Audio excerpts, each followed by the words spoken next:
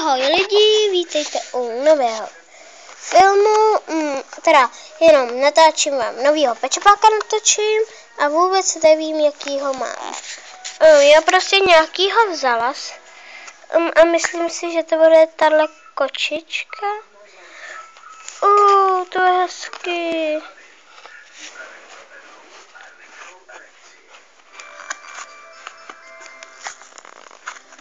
Počkejte. Takže takhle nějak vypadá. Počkejte. Takhle nějak vypadá.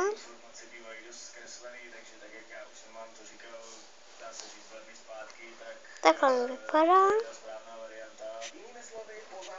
A měl tam takovouhle ukázku a moment.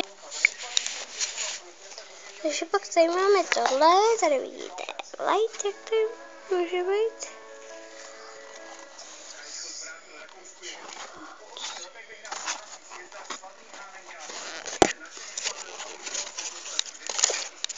Prostě doufám, že se vám video líbilo a čau.